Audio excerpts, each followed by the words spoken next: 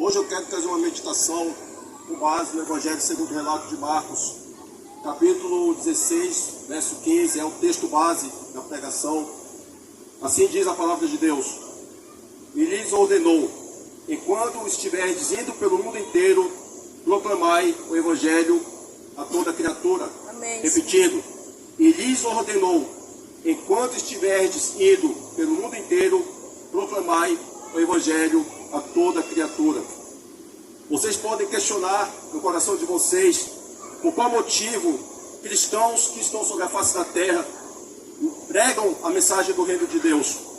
Vocês podem questionar por qual motivo cristãos têm essa incumbência de anunciar as boas novas da salvação.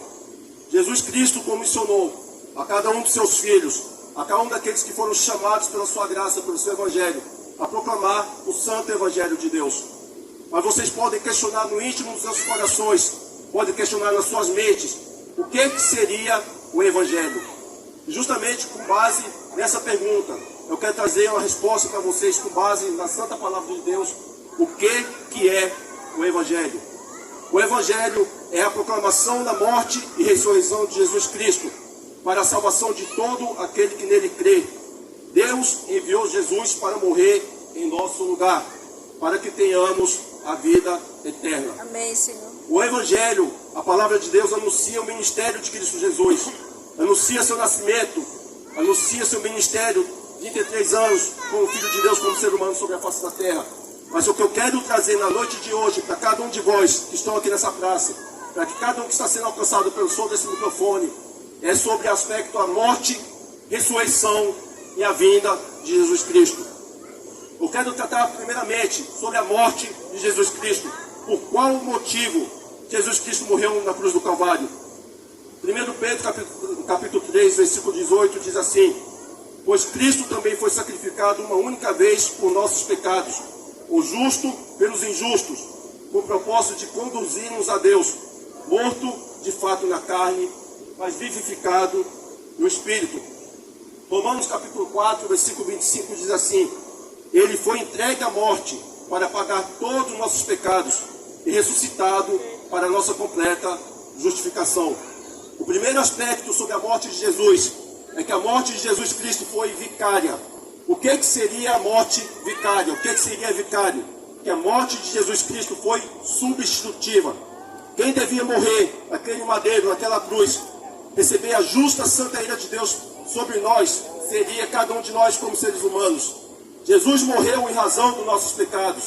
Jesus foi entregue à morte em razão das nossas iniquidades, em razão das nossas transgressões, em razão da nossa rebelião contra a vontade de Deus. O Filho de Deus, mesmo sendo Deus, Jesus Cristo se fez ali naquela cruz maldito em razão dos nossos pecados. Essa é a primeira motivação pelo qual o Evangelho deve chegar até nós, pregando a morte de Cristo Jesus, sendo substitutiva, sendo a morte dele vicária, porque nós, como pecadores, cada ser humano sobre a face da terra, como transgressor da lei de Deus, deveria ter morrido no lugar da cruz de Cristo Jesus. Outro aspecto que eu quero trazer se encontra no Evangelho, no livro de Romanos, capítulo 6, versículo 22. Contudo, agora libertos do pecado e tendo sido transformados em escravos de Deus, tendes o vosso fruto para a santificação e, por fim, a vida eterna. Primeira Epístola de Pedro, capítulo 2, versículo 24, diz assim: ele levou pessoalmente todos os nossos pecados em seu próprio corpo, sobre o madeiro, a fim de que morrêssemos para os pecados, e então pudéssemos viver para a justiça. Por intermédio das suas feridas, fostes curados. O segundo aspecto sobre a morte de Jesus Cristo é que sua morte também foi expiatória. O que seria expiatória? Que a morte de Jesus Cristo anulou o poder do pecado sobre a vida daquele que entrega a sua vida ao Senhor da glória. O pecado tinha domínio sobre cada um dos homens sobre a face da terra que entregaram sua vida a Cristo Jesus. O pecado dominava cada ser humano ao ponto do ser humano ser escravo do pecado. Ele não tem capacidade por si mesmo de se desvencilhar, se fugir do pecado. O pecado dominava o homem ao ponto de atingir alma, corpo e espírito do homem. Manifestar em todas as suas intenções, seja através de palavras, seja através de pensamentos, seja através de atitudes, um pecado como estilo de vida. Mas glorificado seja o nome de Deus, o Santo Filho de Deus, que a sua morte ali na cruz, naqueles que confiaram e entregaram sua vida ao Filho de Deus, esse domínio do pecado, que antes escravizava o homem a fazer tudo aquilo que seja rebeldia contra a vontade de Deus. A partir do momento que o homem ouve do Evangelho de Deus, a partir do momento que o homem ouve da mensagem da cruz, se ele arrepender-se dos seus pecados, crer no Evangelho de Deus, o pecado não terá mais domínio sobre ele. Porque Cristo Jesus, a sua morte expiatória, anulou o poder do pecado sobre a vida daqueles que entregam sua vida a Cristo Jesus. Amém, Senhor. Nós vemos até aqui dois aspectos sobre a morte de Cristo Jesus. Eu quero trazer outro para vocês, meus queridos, que se encontra na primeira epístola de João, capítulo 4, versículo 10, que diz assim: assim, nisto consiste o amor, não em que nós tenhamos amado a Deus, mas em que Ele nos amou e enviou seu Filho como propiciação pelos nossos pecados. Romanos capítulo 3, versículo 25 diz assim: Deus o ofereceu como sacrifício para a propiciação por meio da fé, pelo seu sangue, proclamando a evidência da sua justiça. Por sua misericórdia, havia deixado impunes os pecados anteriormente cometidos. Foi falado até aqui o aspecto da morte vicária de Cristo Jesus. Foi falado o aspecto da morte expiatória. Agora eu quero tratar para cada um de vós que está ouvindo sobre o aspecto da morte de Jesus Cristo no ponto de ela ser propiciatória. O que seria a propiciação? Seria o apaziguar, o aplacar da ira de Deus contra o pecado. Deus é amor. Muitos de vocês, eu tenho certeza que já ouviram falar nisso. Eu acredito que cada um de vós não somente tem esse aspecto acerca da plenitude de Deus. Nós temos sim, a palavra de Deus diz que Deus é amor. Mas a palavra de Deus diz também que Deus é justo, que Deus se ira contra o pecado.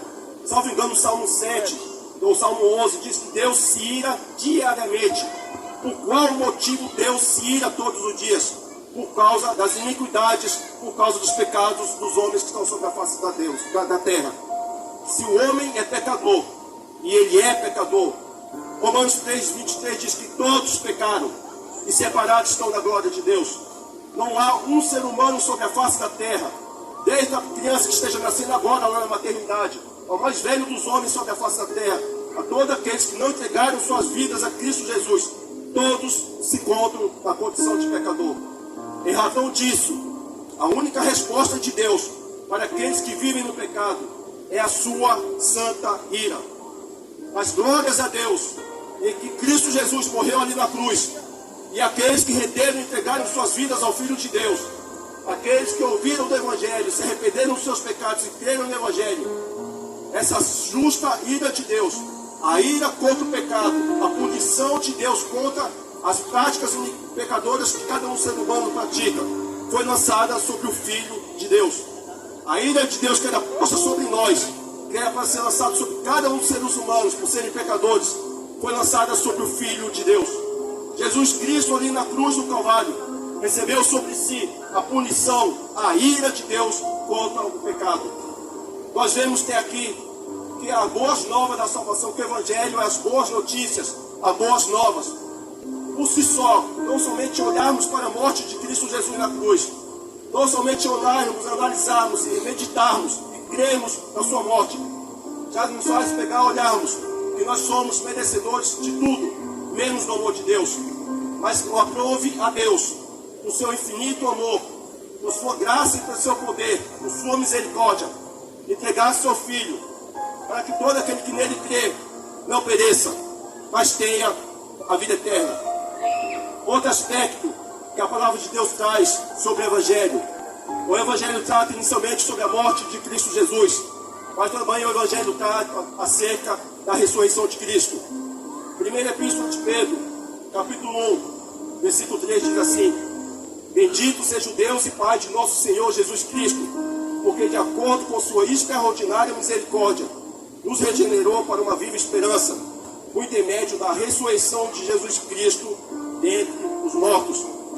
Romanos capítulo 8, versículo 11 diz assim: e se o Espírito daquele que ressuscitou dos mortos a Jesus habita em vós, aquele que ressuscitou dos mortos a Cristo Jesus, igualmente vos dará a vida a seus corpos mortais, por intermédio do seu Espírito que habita em vós. Jesus Cristo morreu na cruz do Calvário. Eu acredito que todos vocês que estão aqui já ouviram falar. Jesus Cristo, após o terceiro dia, venceu a morte, ele ressuscitou. E erga ao trono dos céus, diante do Deus Pai, de eternidade em eternidade. Jesus Cristo não está morto como muitas religiões pregou. Jesus Cristo venceu a morte. Jesus Cristo morreu e ao terceiro dia ressuscitou. E a palavra de Deus, o Evangelho, trata acerca desse aspecto. Que Jesus Cristo morreu, que Jesus Cristo venceu a morte, que ele ressuscitou. E da mesma sorte, aqueles que creem no Evangelho, aqueles que estão mortos em delitos e pecados, porque a morte, o pecado trouxe três aspectos da morte sobre a face do homem. Morte física, todos nós um dia vamos morrer. Morte espiritual, porque todos pecaram, separados da glória de Deus. Mas também tem o pior das mortes que a Bíblia trata, que é a morte eterna, ou a segunda morte, que é o inferno.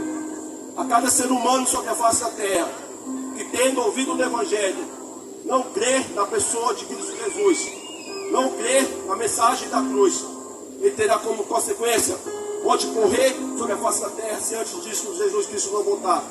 Tendo morrido sem ter crido no Evangelho, ele pode ter a morte eterna, que é o inferno. Jesus Cristo, como Filho de Deus, como sendo o Senhor e Salvador de todo aquele que nele crê, ele venceu a morte. O Evangelho trata acerca desse aspecto. Fala que Jesus Cristo ressuscitou. Ressuscitou para qual motivo?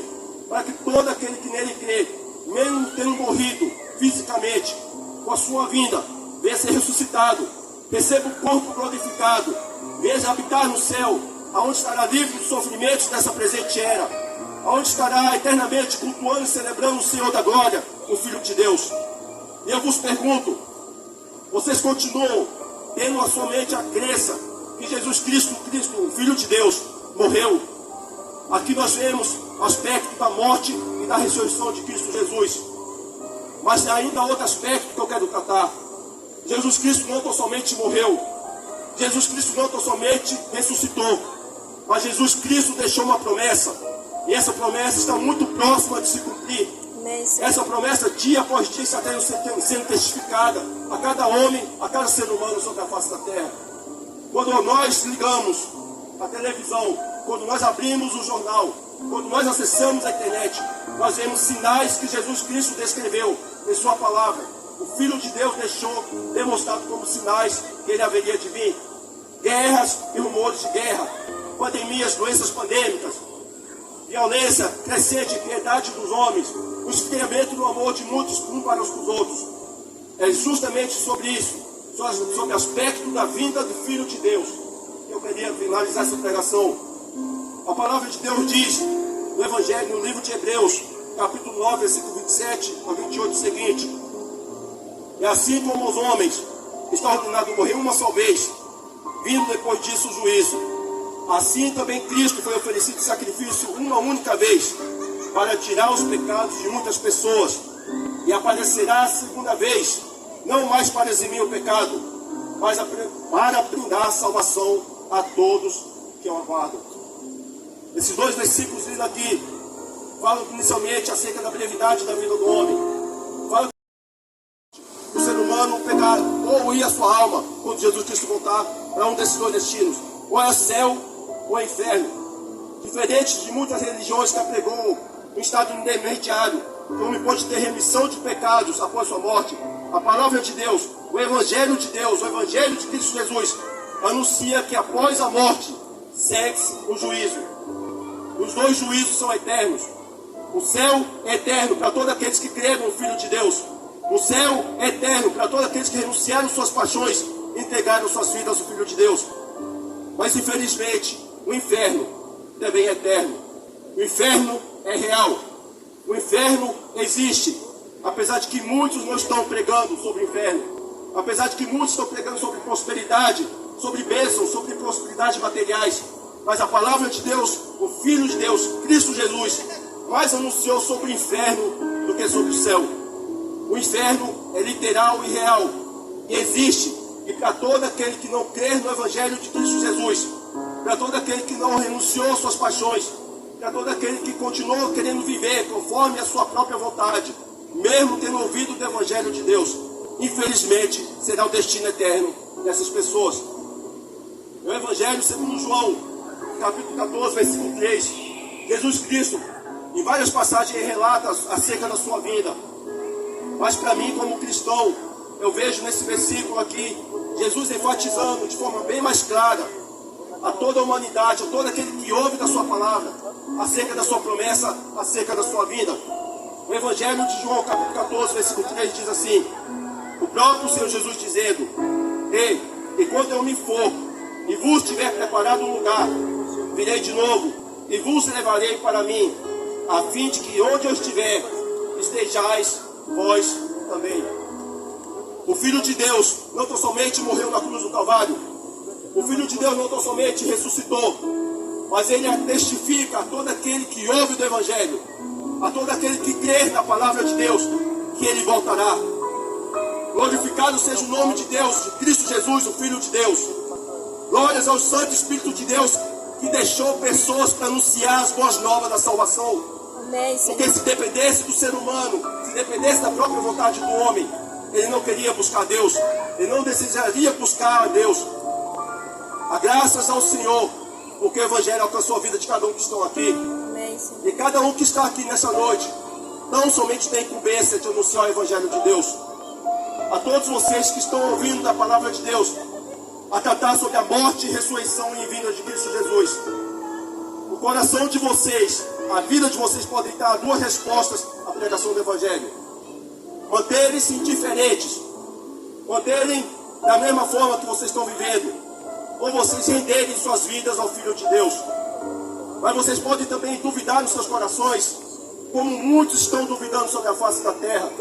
Nós vimos no carnaval semana passada, nessa semana na verdade, aqui no Brasil, pessoas escarnecendo sobre a vinda do Filho de Deus, pessoas zombando acerca do Filho de Deus, pessoas dizendo, fazendo um mapa da genealogia da sua família, falando que a mãe tinha ouvido tanto tempo falar sobre a volta de Jesus, que a sua avó tinha ouvido tanto tempo falar sobre a volta de Cristo Jesus, e que essa pessoa também, que não cabe aqui falar o nome dele, também tinha ouvido tanto tempo falar sobre a volta de Jesus. E ele narra nas suas redes sociais dizendo: e tudo continua do mesmo jeito. Eu pergunto para cada um de vós: será que nesses 4, eu estou falando tão somente do aspecto dos últimos 4 anos sobre a face da terra, será que está tudo bem de fato? Será que os sinais que estão acontecendo, será que essa pandemia, tão somente a pandemia, que é um grave sinal alertado por Cristo Jesus na sua palavra, será que ela não foi suficiente para que cada um de vós que ainda não entregaram suas vidas a Cristo Jesus possam crer no que Jesus Cristo pregou? Será que as guerras que estão acontecendo sobre a face da terra, os rumores de guerra, a possibilidade de guerras nucleares, diferente do que muitos dizem, nunca houve uma guerra mundial sobre a face da terra. Houve guerras em contextos isolados, em continentes. Mas hoje, se uma bomba que explode lá no Israel, ou explode lá na Rússia, ela tem poder bélico de alcançar praticamente todas as nações da terra. E Jesus Cristo deixou descrito como sendo um sinal acerca da sua vinda: guerras e rumores de guerra, nação contra nação, reino contra reino. Se tudo isso que foi falado não foi suficiente para que vocês creiam no Evangelho de Deus, se tudo isso que foi falado não é suficiente para que vocês queiram renunciar suas vidas, entregar suas vidas ao Filho de Deus, eu gostaria de finalizar com uma passagem que trata sobre o aspecto da indiferença do homem ao ouvir do Evangelho. A Epístola de 2 Pedro, capítulo 3, em diante, ele vai dizer o seguinte. Eu gostaria que meus irmãos se fossem em pé e abrissem suas Bíblias, por favor. Segunda Epístola de Pedro, capítulo 3, versículo 3 em diante, vai dizer assim: antes de tudo, considerai atentamente que nos últimos dias surgirão escarnecedores, anunciando suas zombarias e seguindo suas próprias paixões. Versículo 4. Eles proclamarão o que aconteceu com a promessa da sua vinda. Ora, desde que os antepassados morreram, tudo continua como desde o princípio da criação. Versículo 7. Ora, por intermédio da mesma palavra, os céus e a terra, que hoje existem, estão também preparados para o fogo, reservados para o dia do juízo, e para a total destruição dos ímpios. Versículo 8. Contudo, amados, há um princípio que não deveis esquecer, que para o Senhor um dia é como 1000 anos, e 1000 anos como um dia. Verso 9. O Senhor não se atrasa em cumprir a sua promessa, como julgam alguns. Pelo contrário, Ele é extremamente paciente, Ele é extremamente longânimo para convosco, e não quer que ninguém pereça, mas que todos cheguem ao arrependimento. Entretanto, o dia do Senhor virá como ladrão, no qual os céus desaparecerão ao som de um terrível estrondo, e os elementos se desintegrarão pela ação do calor. A terra e toda obra nela existente serão expostas ao fogo. A motivação pela qual a promessa da vinda de Cristo Jesus ainda não se cumpriu, não é porque a palavra de Deus não é fiel para se concretizar. A motivação pela qual a vinda de Cristo Jesus ainda não aconteceu, não é porque Deus pegou, retardou, esqueceu o seu plano. Mas a motivação pelo qual Cristo Jesus ainda não enviou seu Filho para julgar, exercer juízo sobre a face da terra, é tão somente por qual Ele quer que todos cheguem ao arrependimento. Amém, Senhor. Haverá um dia sobre a face da terra, haverá um dia na vida de cada um de vós, se vocês estiverem vivos na vinda de Cristo Jesus, se vocês não renderem suas vidas ao Filho de Deus, em vez de receber bênçãos, em vez de receber graça, haverá juízo da parte de Deus. Eu quero encerrar dizendo o seguinte: Jesus Cristo, o Filho de Deus, está muito próximo de voltar. Como você pode ter certeza? Pelos sinais. Os sinais estão crescentes. Os sinais dia após dia estão se multiplicando sobre a face da terra. Os sinais dia após dia estão anunciando aos homens: arrependam-se dos seus pecados, creiam no Evangelho de Deus, renunciem suas vidas e venham para Cristo Jesus. Amém, Senhor. Como foi bem falado aqui, Jesus Cristo um dia vai voltar. Mas eu quero trazer esse aspecto dessa volta de Jesus Cristo, apesar de que nenhum de nós podemos dizer quando ela ocorrerá.